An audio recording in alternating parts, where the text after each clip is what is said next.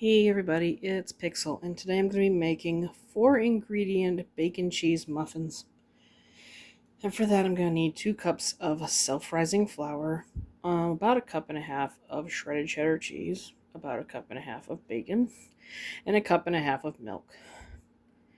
Yep, that's all it's going to take. So you know the drill. And assembly is simple. I'm going to be putting in my flour, cheese, most of the bacon. Keep about a half a cup out, and our 1.5 cups of milk. And this is going to get thoroughly mixed together. And once combined, it'll look a lot like this. Nice thick consistency.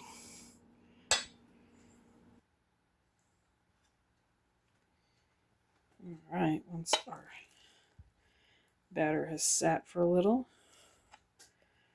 I'm going to take muffin tins with paper in them.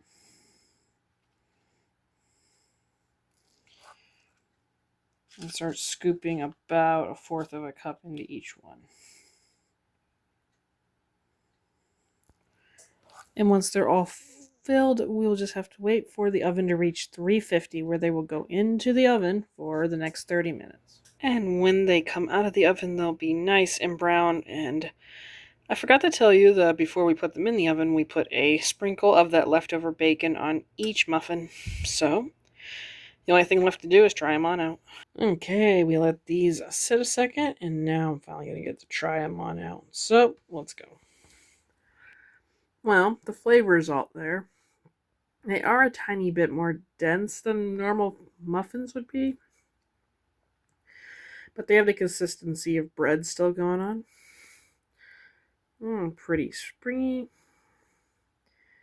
I think they're pretty awesome. These would be better probably with a little pat of butter, but I actually don't have any right now. Well, you know the drill. If you have any thoughts, think you'd make them, made something like it, let me know. Leave me a like. Leave me a comment about it. I can get back to eating my muffin.